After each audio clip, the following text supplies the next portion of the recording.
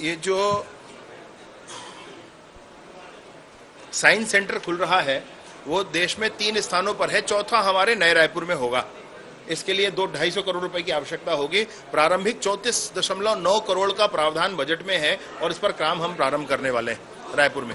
Regional science centre है, उसके लिए मैं आपसे आग्रह करूंगा कि हाँ सड्डू में है, हम सबको एक बार देख करके आना चाहिए। वो जगह बहुत अच्छी है, वो विज्ञान के लोकव्यापीकरण के लिए उस जगह का उपयोग किया जा रहा है, वो बहुत अच्छी जगह है, वहाँ आप लोग भी एक बार जरूर होकर आए। विशेष रूप से एक बात और, रोजगार कार्यालय के लिए जब होता है तो रजिस्टर में जाकर के पंजीयन करते हैं। अभी बाद में शुरू होकर के पोर्टल में पंजीयन हो रहा था, अब ये कोशिश होगी कि जो बेरोजगार बालक है उसके मोबाइल पर एप्लीकेशन हो और उस एप्लीकेशन पे वो पंजीयन कर ले, डॉक्यूमेंट भी अपने अपलोड कर ले और उसी एप्लीकेशन के नोटिफिकेशंस पर उसको जितने भी आने वाले ये हैं उसकी एलिजिबिलिटी के आधार पर नौकरियां हैं उसके नोटिफिकेशन उसको मिल जाए, उसको टेक्स्ट मैसेज भी आ जाए और एक फोन भी उसको आ जाए ध्यानाकर्षण के लिए। इस बात की कोशिश हम लोग कर रहे हैं, तो एक एप्लीकेशन डेवलप करके अब सीधे उनको ऑनलाइन जुड़े रहेंगे वो सब।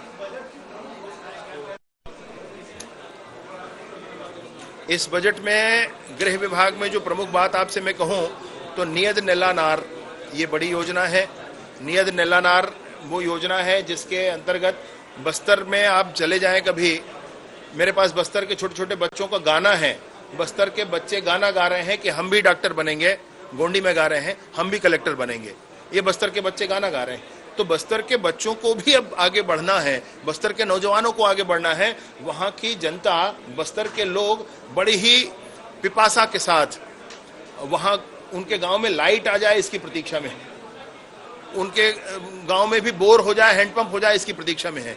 तो बस्तर के कोने कोने तक विकास की गंगा पहुंचाने के लिए यह अभियान किया जा रहा है नियत नेलानार, और इसके अंतर्गत जहां पर भी कैंप लगेगा उसके आसपास के सभी गांवों में सैचुरेशन के लिमिट तक सारी योजनाएं लगभग वहां पर की जाएंगी। एक बड़ी योजना इसमें है।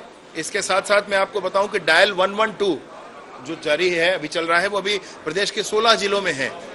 डायल 112 ये पूरे प्रदेश में लागू होने वाला है, अब ये पूरे प्रदेश में लागू हो जाएगा। इसके साथ ही साथ आपको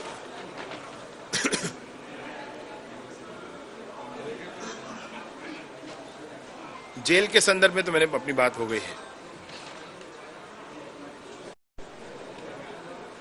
विशेष बात, एक बात और आपसे कहना चाहता हूं कि बस्तर के संदर्भ में बहुत सारी बातें हर बार सामने आती हैं कि वहां पर जो गया वो फंस गया है, वो बाहर नहीं आ सकता है, इस तरह की बातें आती हैं।